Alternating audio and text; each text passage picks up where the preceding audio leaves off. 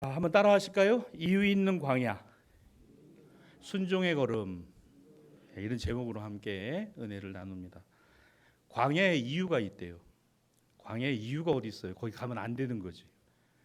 낮에는 무지하게 덥고 밤에는 엄청나게 춥고 물도 없고 사람도 없고 거기 가는데 무슨 이유가 있겠어요? 재수 없으면 가는 거고 망하면 가는 거고. 그렇죠. 그런데 광야에 이유가 있다는 거예요. 신앙 안에서 이유가 있다는 겁니다. 우리 이걸 하나님의 섭리라고 말합니다. 나에게 어려움이 닥쳐오고 힘든 일이 닥쳐오면요, 오늘 너무 힘들고 너무 어려워요. 그래서 낙심하고 실망할 때 많습니다.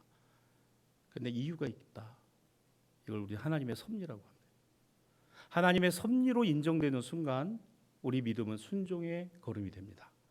그런데 그것이 아니면 원망과 불평으로만 남습니다. 오늘 이것을 잘 마음에 새기시고요. 또 하나는 내 뜻과 내 생각대로 되어지는 것이 하나님의 일이 아닙니다. 하나님의 일은 하나님이 뜻하시고 계획하신 대로 해가십니다. 거기에 오늘 나를 세워주시고 나를 써주시고 불러주시고 보내시고 하게 하시면 감사한 일이고, 내가 할 수 있는 최선을 다하는 것, 그게 순종입니다. 오늘 설교의 전체 주제예요. 이걸 여러분 머릿속에 딱 넣고 오늘 말씀을 들으시면 좋겠습니다. 자, 사마리아를 갔어요. 누가? 빌립이. 예루살렘 교회 안수 집사 중에 한 명입니다. 예루살렘 교회가 깨졌잖아요. 스데반이 죽었습니다. 그리고 사울은 눈에 불을 켜고 예수 믿는 사람들을 잡으러 다녔어요. 흩어졌습니다. 대신 누가 남았어요? 예루살렘에는 사도들만 남았습니다. 빌립은 어디로 갔어요? 사마리아로 갔습니다. 가고 싶지 않은 데예요. 갈 이유도 없는 데입니다. 왜 그런 데를 가야 되나 생각할 수밖에 없는 곳이에요. 그런데 사마리아에 놀라운 역사가 일어나죠. 성령이 임하시고, 그래서 사도들이 진짜 성령이 임하셨는가 가서 확인해 보자, 이렇게까지 얘기가 됐던 곳입니다. 온 성에 기쁨이 가득했고 예수는 그리스도시다라는 이 신앙과 믿음의 확신들이 그들 안에 가득 찼었어요. 야, 대단하죠. 내가 갔는데 거기가 말이죠, 찬송이 일어나고 기도가 일어나고, 내가 여전도회를 갔는데 그 여전도회가 어떤 일을 하고 감당하고 이런 일이 일어나면 여러분, 이게 하나님의 축복입니다. 하나님의 축복이에요. 근데 내가 갔는데 잘 모이던 여전도회가 깨지고 모이던 사람들이 흩어지고 막 이러면, 자, 그게 뭘까? 그게 기도 제목이에요. 그러니까 여러분 생각해 보세요. 빌립이 사마리아를 갔는데 사마리아에 부흥이 일어났다는 거예요. 사마리아에서 예수 믿는 사람들이 일어났다는 겁니다. 얼마나 큰 성공입니까? 야, 그러면 여러분, 내가 빌립이라면 어떤 마음이 들까요? 하나님 감사합니다 뿐만 아니라 여기가 좋사오니 여기서 계속 할 수 있게 해달라고 기도했을 거예요. 그런데 이게 무슨 일입니까? 자, 성경을 봅시다. 8장 26절이에요. 주의 사자가 빌립에게 말하 이르되, 바로 그때입니다. 사마리아에서 부흥이 일어날 때예요. 일어나 남쪽을 향하여 예루살렘에서 가사로 내려가는 길까지 가라. 그 길은 뭐래요? 광야래요. 광야래요. 빌립의 마음속에 성령께서 나는 여기가 좋사오니 여기서 계속 이것을 하고 말씀을 전하고 복음을 증거해야 되겠구나. 그런데 성령께서 그의 마음을 움직이시기 시작을 했어요. 아니, 이곳이 아니고 남쪽으로, 일어나 남쪽으로 향하여 예루살렘에서 가사까지 가는 길로 내려가라. 그리고 그 길은 광야. 무슨 광야예요? 이스라엘 가보신 분들, 이게 유대 광야입니다. 그러니까 이 유대 광야를 가보면요, 이 유대 광야라는 데가 진짜 아무것도 없어요. 길도 없습니다. 비가 내려서 한때 물이 흐르면 거기에 길이 되는 거예요. 그걸 와디라고 합니다. 그리고 그 길에 양들이, 염소들이 다니는 게 길이에요. 정말 풀 한 포기가 없고 태양이 내리쬐는 광야입니다. 거길 왜 가요? 갈 이유가 없죠. 빌립도 사람인데 거길 왜 갑니까? 그런데 자꾸 자기 안에 이런 마음을 주시고 이런 감동을 주시는 거예요. 야, 이 많은 사마리아 사람들이 은혜를 받았는데 날도 사람만 없는 저 외딴, 저 무지한, 저 어마무시한 광야의 길을 가라고 야, 이건 아니지 않나? 인간적인 계산으로는 이건 아니고, 아무리 생각해도 이거 가야 되는 건 아닌 것 같아요. 그런데 중요한 게 뭡니까? 그 다음에 보세요. 27절입니다. 27절에 보면, 자, 26절에 성령께서 빌립에게 그 같은 감동을 주고 계실 때, 27절, 일어나 가서 보니. 뭐가 없죠 지금? 왜 하나님 내가 거기 가야 합니까? 왜 내가 그 일을 해야 됩니까? 이게 없어요. 뭐가 있죠? 순종만이 있습니다. 하나님 나에게 주시는 마음이, 이 마음이 오늘 하나님의 뜻이구나. 내가 지금 여기서 안주할 때가 아닌 거구나. 내가 어려워도 힘들어도 내가 해야 될 사명이 있고 내가 해야 될 일이 있으니까 일어나 가서. 이 사이에 빌립이 이 일을 두고 고민하더라. 하나님 앞에 기도하더라. 아무리 생각해도 이건 아닌 것 같습니다. 하나님 다시 한번 재고해 주시기 바랍니다. 이런 내용도 없어요. 그냥 26절에 가라. 27절에 일어나 가서. 가보니까 에디오피아 사람, 에디오피아 여왕 간닥의 모든 국고를 맡은 관리인 네시가 예배하러 예루살렘에 왔다가 그 길에서 만납니다. 여러분, 제가 여러분 신방하면서 제가 많이 쓰는 말이 있어요. 만남의 복이 있습니다. 여러분, 만남의 복을 구하시기 바랍니다.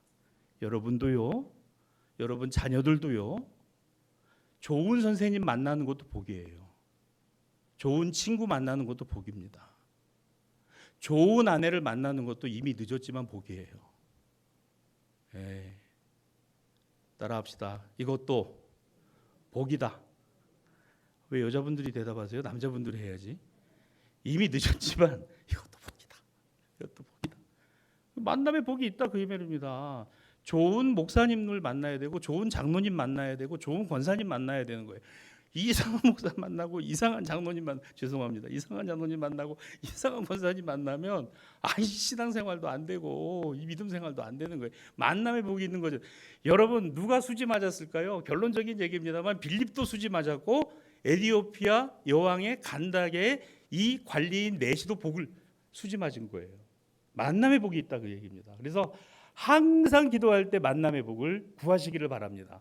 그리고 한 가지 더, 만나게 하셨으면 하나님의 뜻이라고 믿으세요. 네 분이 아멘을 안 하셔서 다시 할게요. 그래서 만났으면 하나님의 뜻이라고 믿으시기를 바랍니다. 자꾸 거기다 토달지 말고 아닌가? 이게 아닌가? 아니에요. 이것도 복이니. 나를 힘들게 하시는 사람 만나면 어떻게 하라고요? 하나님이 날더러 기도하라고 하시는 거구나. 나를 어렵게 하는 사람 만나면 어떻게 하라고요? 나도 누군가를 어렵게 할 수 있다는 거 깨닫고 기도하라는 거예요. 신앙생활 이렇게 하는 거예요. 이래야 여러분 신앙생활에 기쁨이 있고 감사가 있는 거지. 하나부터 열까지 다 따져놓고 하신 게 뭐고 안 하신 게 뭐고 주신 게 뭐고 안 주신 게 뭐고, 저 집은 10개를 주셨는데 우리 집은 5개만 주셨고, 저 집 자녀는 서울대를 갔는데 우리 집에는 서울이커녕 무슨 대학도 못 가고, 그러니 여러분 무슨 감사가 되겠느냐고. 여러분 만나게 하시는 것도 하나님, 그 만남을 복 주시는 것도 하나님. 주님 만남의 복을 주시기를 원합니다. 내가 원하는 대로가 아니라 하나님께서 예비하시고 하나님이 섭리하신 대로 만나기를 원합니다. 사람은 12번도 더 변합니다. 달라져요. 안 믿던 사람이 믿게 되고 신앙 없던 사람이 신앙 갖고요. 반대를 얘기해 볼까요? 믿던 사람이 믿음에서 떠나고 신앙 가진 사람이 신앙에서 버려져. 그것도 있어요. 그러니까 이 만남에 대해서 빌립과 오늘 이 에디오피아 아프리카 북부 지역의 이 여왕의 이 힘을 가진 권세를 가진 이 사람을 만나게 하신 것도 하나님. 그래서 하나님이 빌립을 어디에서? 사마리아에서 예루살렘을 거쳐 가사로 내려가는 길로 인도하셨구나. 누구를 만나게 하시? 이 사람 만나게 하시려고요. 토 달고 토를 달지 않고 순종하니까 이렇게 되는 겁니다. 그 길을 지나고 있던 이 단 한 사람 만나게 하시려고요. 근데 이 성경을 보면요, 재밌는 건 에티오피아 여왕 간닥의 모든 국고를 맡은 관리인 넷이 좀 긴 설명이 붙어 있어요. 이거를 가지고 주일학교에서 선생님들이 간다게, 에디오피아 넷이 간다게가라고 이 가르치는 걸 제가 예전에 한번 본 적이 있는데 아니에요. 간다게는 이름이 아닙니다. 예, 이름은 몰라요. 이 간다게라는 게 뭐냐 하면은 당시의 에디오피아 왕조의 하나의 직책입니다. 직책이에요. 그래서 이 간다게라고 하는 것은 여왕이나 여왕의 어머니, 여왕이 어리기 때문에 여왕의 어머니가 대신해서 수렴청정을 하는 것을 호칭할 때 간다게라고 말합니다. 예를 들면 우리나라에도 대왕 대비가 발 쳐놓고서 대신들 어린 왕금을 앞에 놓고 한 적이 있었죠. 그걸 수렴청정이라고 합니다. 예, 발을 내리고서 정치를 대신했다. 애굽의 이집트의 왕을 뭐라고 합니까? 파라오, 바로라고 합니다. 바로는 이름이 아니에요. 바로, 파라오는 왕이라는 뜻입니다. 그러니까 간다게는 이름이 아니라 직책이다. 즉 이 직책은 여왕이나 여왕의 어머니의 밑에서 왕실의 재산을 맡고 있던 관리인 넷이 아무개. 그러니까 이 사람은 여왕 내지는 여왕의 어머니의 직속 부하인 거예요. 관리인 겁니다. 로마의 황제를요 카이사르라고 그러죠. 우리 성경에는 가이사, 영어에는 시저입니다. 그런 거예요. 그러니까 이 간다게라고 하는 거는 에디오피아 왕조의 최고 권력의 정점에 있는 직책의 사람, 그 사람의 재산 관리인 넷이. 중국의 청나라가 망한 이유가 이 환관 정치 때문에 망했습니다. 그래서 이 내시들이 정치에 개입을 해가지고 이 왕들의 눈을 흐려가지고 그저께 부정부패하고 타락해서 청나라가 망한 거예요. 혹시 대만 다녀오신 분들 대만에 가시면 꼭 봐야 되는 것 중에 하나가 그 청나라 황제들이 가지고 놀던 장난감인데요. 2cm도 안 되는 장난감 안에 이 옥을 갈아가지고 만들었는데요. 옥을 갈아가지고 만든 이 대추를 갈고 옥을 갈아서 그 대추를 2cm도 안 되는 대추 알 안에다가 뭘 넣은지 아세요? 물 위에 떠다니는 뱃사공이 있는 배와 사람을 그 안에 넣어놨습니다. 이게 도대체 귀신이 만든 건지 사람이 만든 건지 그걸 가지고 놀고요. 그 다음에 옥을 가지고서 옥굴을 만들었는데 옥을 파내고 들어가서 그 안에 돌아가는 구슬이 16개인가가 들어가요. 그런 걸 가지고 놀았대요. 이거 이 청나라라고 하는 이 나중에 왕실이 어느 정도의 위세와 권세를 가졌는가. 거기에 환관들, 이 내시들이 갖고 있는 권력은 어마무시했습니다. 그래서 우리나라에서도 조선시대 때 이 청나라나 이런 데에 이 임금한테 그 황제한테 보내는 사절을 받을 때 그 환관을 반드시 거쳐서 가게 돼 있어서 환관들에게도 뇌물을 보냈어요. 이 간다게라고 하는 자리는 이거는 보통 자리가 아닌 겁니다. 그 에디오피아 여왕의 최측근의 신복이에요. 왕궁의 막대한 금은보화와 재정을 총괄하는 통치 기구가 이 내시의 손에 달려 있었습니다. 이런 정도 사람이에요. 그가 지금 유대의 예루살렘에 왔다가 성전에서 예배 드리고 돌아가는 길, 이방인인데 어떻게 성전에 들어가지? 아니 내시잖아. 율법에는 내시는요 성전 근처에도 못 가게 돼 있습니다. 이방인은요 못 들어가요. 어떻게 들어갔을까?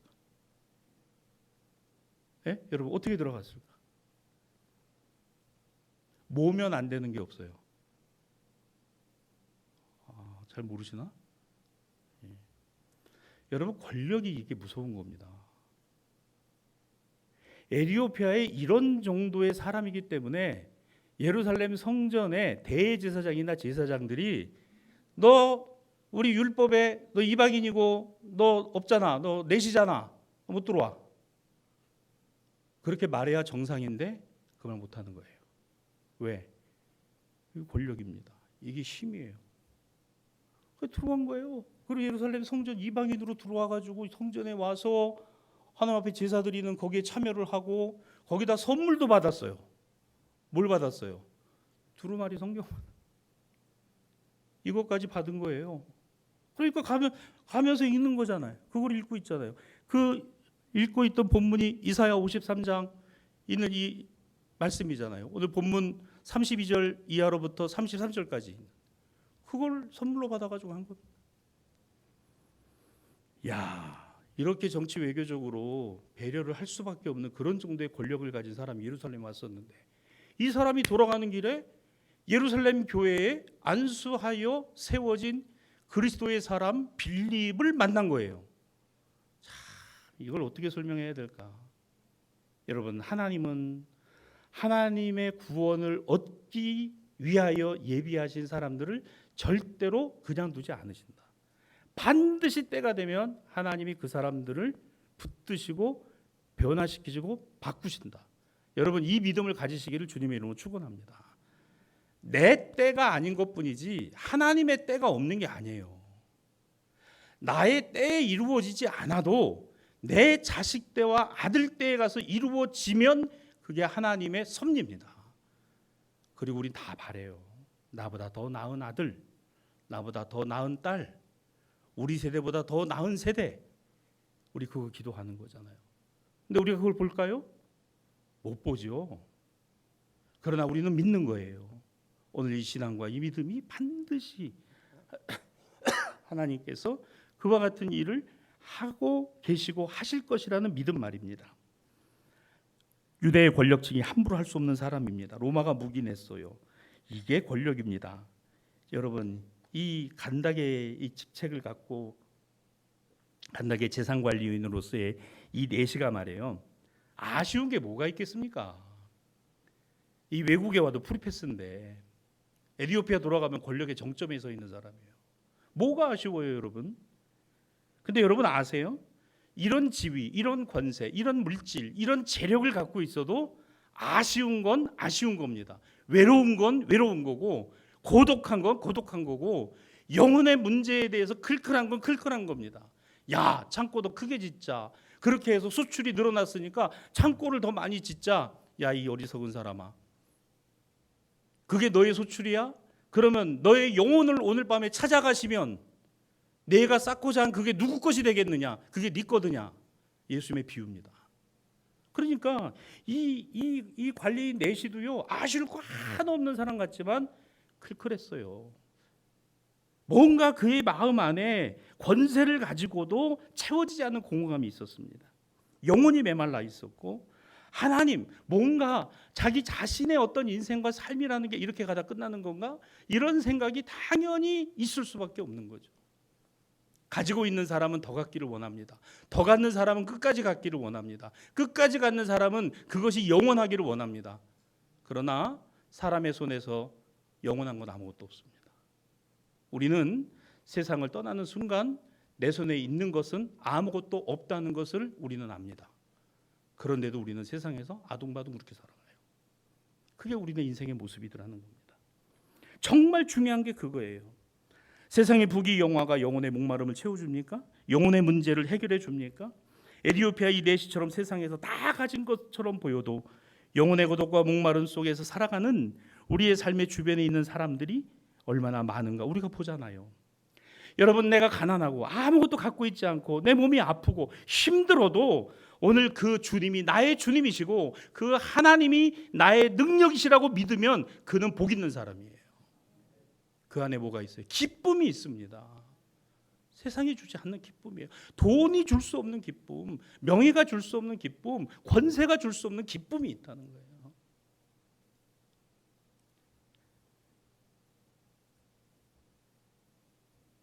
집권 여당 전당대회를 했죠. 뭐 하여간 같은 동진의 문에 해도 아주 그냥 생 난리를 하고 그냥 서로 죽이네 살리네 나쁜 놈 좋은 놈 그래가면서 하여간 힘들었어요. 뉴스 보는 것도 그렇죠. 뭐 다 아시는 얘기니까. 이번에 당대표 되신 양반 우리 그 신길 성결교회 안수 집사 아닙니까? 부인이 권사예요. 정말 기도 많이 하는 권사. 아마 그 대표 새벽에 아마 회개도 많이 해야 될 거예요. 정말. 그렇지 않다면요, 그 신앙하고 삶이 완전히 이거는 다른데? 완전히 다른 얘기인데요. 간단하게 밑에서 재산 관리하고 있는 내시고 권력의 정점이 있으면 뭐합니까? 아무것도 아닌. 말씀을 읽으면서 그걸 깨달아요. 하나님은 단 한 영혼도 놓치지 않으십니다.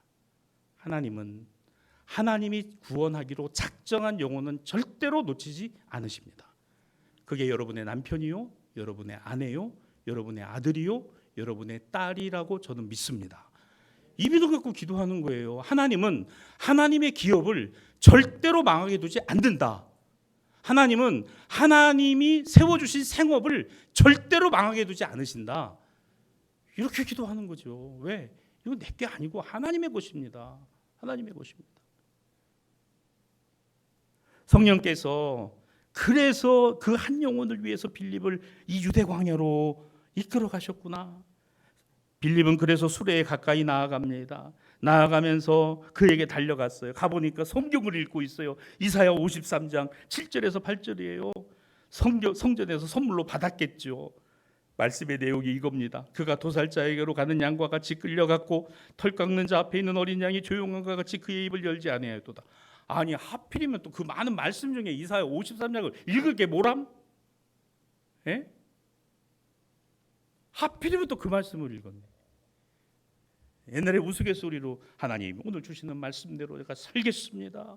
성경을 딱 펴놓고서 제게 처음에 나오는 말씀대로 살겠습니다. 그리고 성경을 딱 뻗더니 그냥 뭐라고 돼 있어요? 가서 목매달아 죽으니라.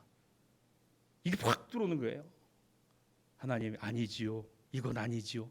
다시 기도하고 하나님 제가 기도를 좀 잘못한 것 같은데 하나님 진짜 이번에 주시는 말씀대로 살겠으니까 주님 그래서 말씀을 딱 열었는데 가서 즉시 행하라. 성경 그렇게 보는 분들이 있어요. 우스운 소리지만 그런 뜻이 아니고 말씀을 쭉 읽는 중에 내 마음에 와서 꽉 부딪히는 말씀이 있습니다. 여러분 다 경험하시죠?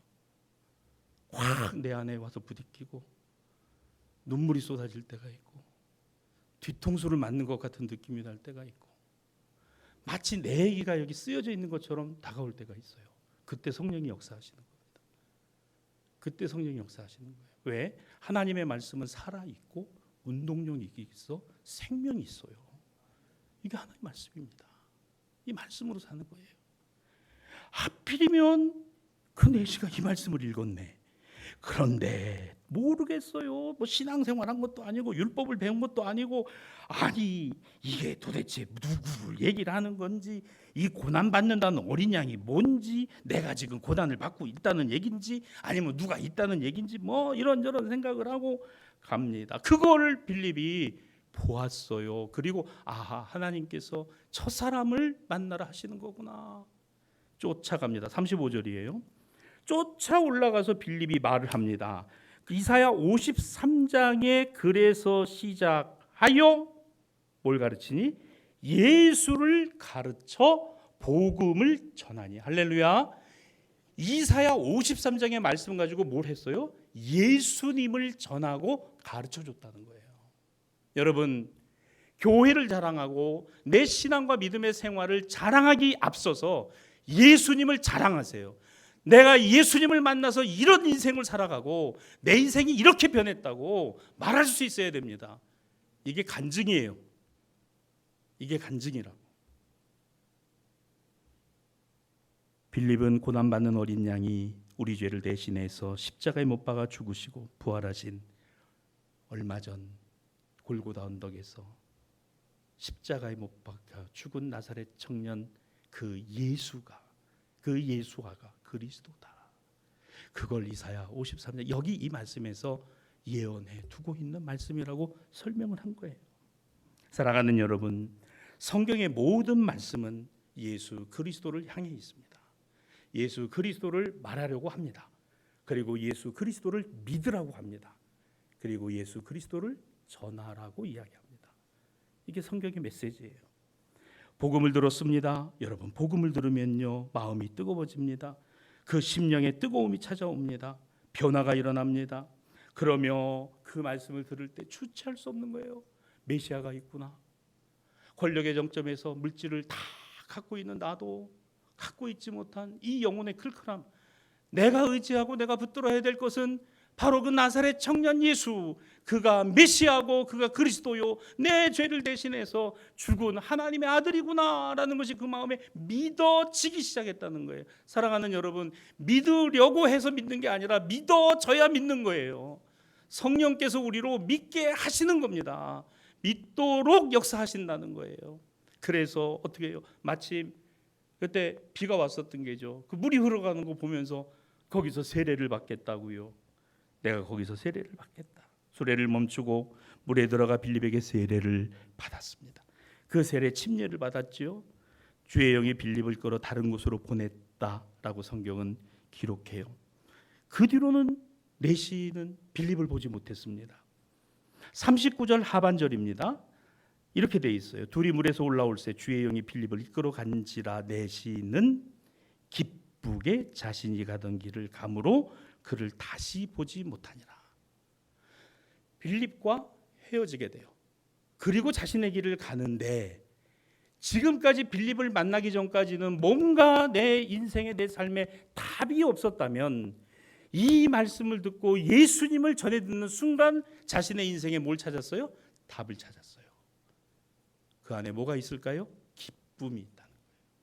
사랑하는 여러분, 예수 믿음의 기쁨이 저에게도 여러분에게도 떠나지 않기를 주님의 이름으로 축원합니다. 예수 믿음으로 말미암은 기쁨이 있습니다. 그걸 아무리 생각해봐도 다른 데서 오는 게 아니에요. 오직 하나님으로부터 오고 말씀으로부터 오고 성령으로부터 오는 겁니다. 너는 하나님 자녀야. 괜찮아. 힘내. 내가 너를 응원해. 오늘 이걸 갖고 있는, 예루살렘에 올라왔다 내려가던 오늘 이 관리인 내시는요, 이 말씀을 듣고 기쁨이 그 안에 가득했어요.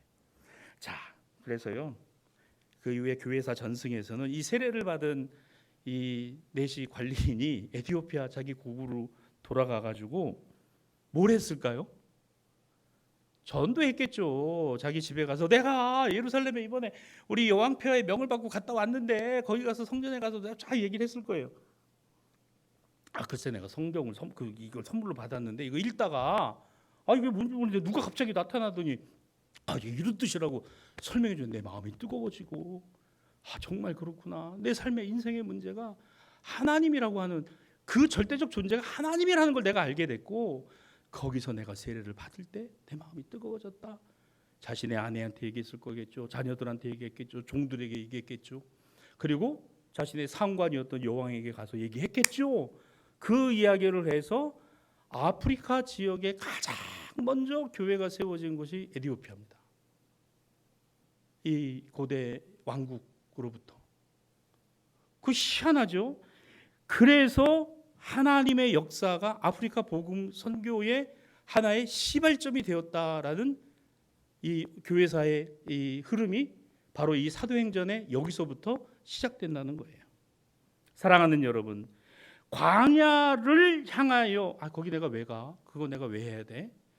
그런 생각할 수밖에 없는 우리를 하나님의 말씀에 순종하여 그 광야로 내려가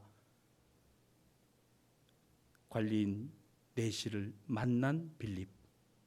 오늘 그 빌립은 광야로 내려간 이유를 알았습니다. 그리고 그의 믿음은 순종의 걸음이었어요. 그래서 광야에도 뭐가 있다? 이유가 있다. 여러분, 물질의 광야, 건강의 광야, 가정의 광야, 사업의 광야, 이유가 있습니다. 그리고 말씀에 순종하십시오. 하나님의 뜻이 있고 하나님의 섭리가 있다. 누구를 만나느냐, 어떤 기도의 동역자를 만나느냐, 어떤 신앙과 믿음의 멘토를 갖느냐, 이거 굉장히 중요한 얘기입니다. 정말 중요한 얘기예요. 이것이 바로 오늘 말씀이 주는 교훈이기도 합니다. 제가 지난달에 제가 새벽기도 때도 한번 말씀드린 것 같은데 우리 총회본부 선교국을 통해서 메일을 하나를 받았어요. 7월 13일자로 우리 교단의 선교국으로 메일로 들어왔습니다. 수신자가 저로 되어 있어요. 기독교 대한선교교회 해외선교위원회 위원장 권성환 목사님. 발신지가 어딘지 아세요? 에티오피아 복음주의 교회협의회 아디스 아바바입니다. 에티오피아 수도죠. 이렇게 되어 있어요. 제가 소개해 드릴게요. 우리 주 예수 그리스도의 존귀하신 이름으로 문안합니다. 권성환 목사님께 에티오피아는 세계에서 가장 오래된 문명 중 하나이자 4세기 기독교를 받아들여 기독교를 최초로 수용한 국가 중 하나입니다. 오늘날 에티오피아는 헌법상 세속 국가이지만 기독교는 여전히 대다수 국민의 신앙으로 남아 있습니다.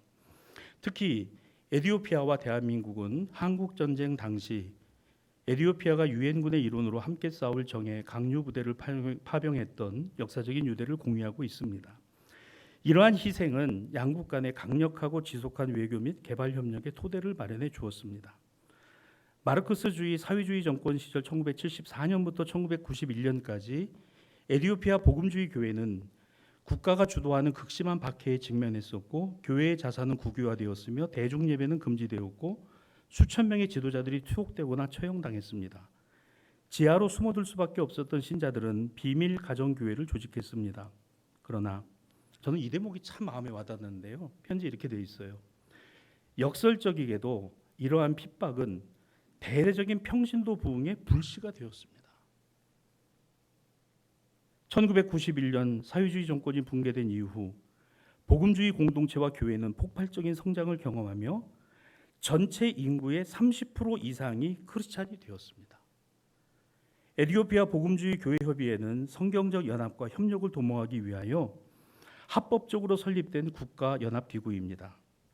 현재 우리 협의회는 에티오피아 전역의 약 4,000개 교단과 교회, 1,100개의 사역단체 그리고 약 3,500만 명의 신자들을 대변하고 있습니다. 저희는 교회를 개척하고 제자 양육을 하며 지도자를 육성하고 신학교육에 온 힘을 쏟고 있습니다. 국가협의회로서 저희는 전 세계의 뜻을 같이 하는 기독교 단체들과 지속적인 파트너십을 구축하고자 합니다. 저희는 경험 공유, 지도자 교류, 그리고 복음의 증거를 강화하는 공동사역 프로젝트를 통해 장기적인 관계를 발전시키기를 희망합니다. 자, 이제 그 다음에 중요한 내용이 이겁니다. 상호 간의 협력 분야를 모색하기 위해 뜻깊은 대화를 시작할 수 있다면 큰 영광이겠습니다. 목사님의 소중한 시간과 친절한 고려에 감사를 드리며 지상대명령을 완수하기 위해 함께 동역하며 목사님과 위원회의 긍정적인 답변을 기대합니다.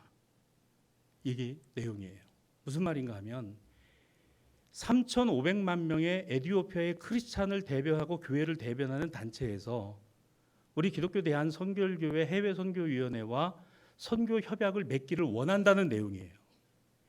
우리 교단의 선교사님들이 전 세계 51개 나라에 나가 있는데 에티오피아는 없습니다.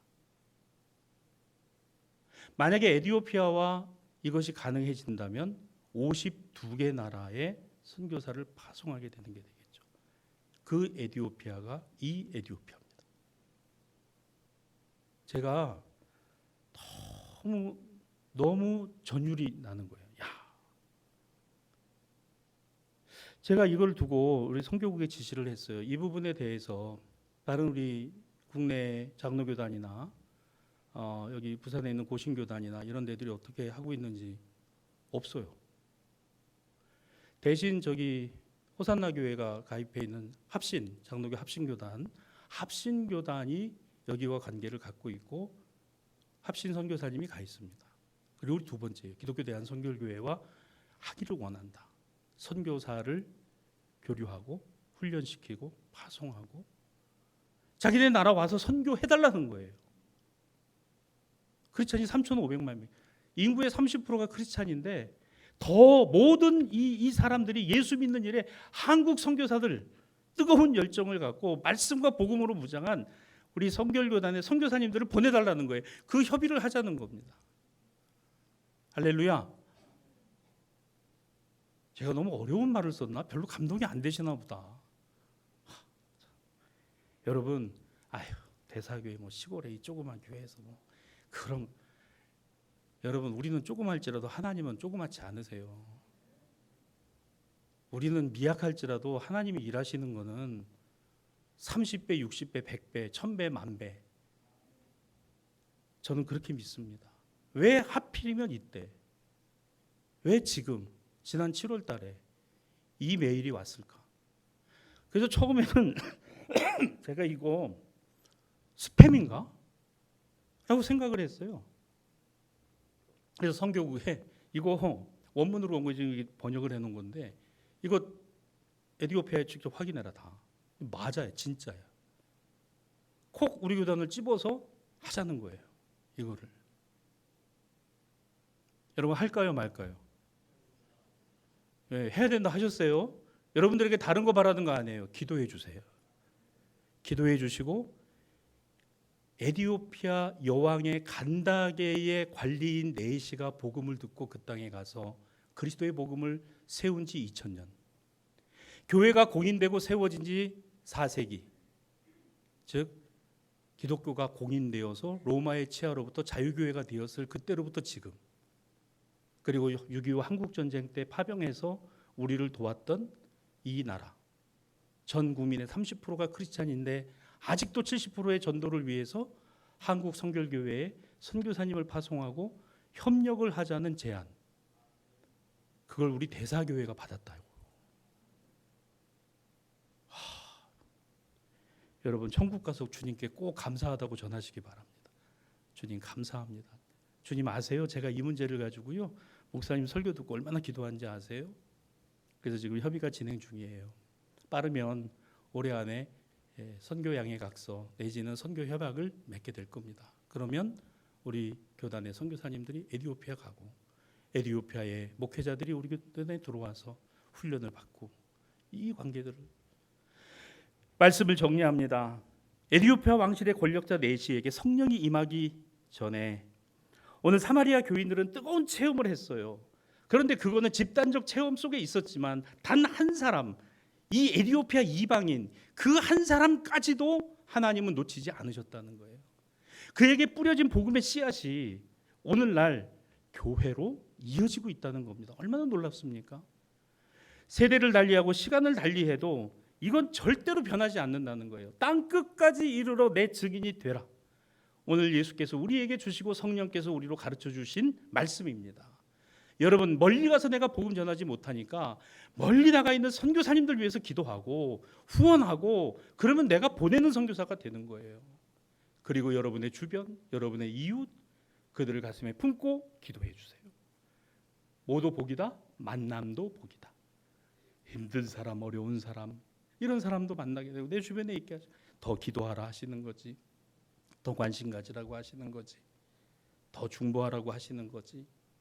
안 믿는 사람, 끝까지 안 믿는 사람, 여러분 끝까지 안 믿는다고요? 반드시 믿게 돼 있습니다. 포기하지 말고 오늘 이 영혼을 위해서 기도하면 하나님께서 그때가 되면 그 작정된 영혼들이 주님께로 돌아오고 주님의 귀한 역사를 이루게 될 줄로 믿습니다. 오늘 말씀을 마무리하지요. 순종의 사람 빌립. 그렇습니다. 광야 같은 상황은 이유가 없는 게 아니다. 이유가 있다.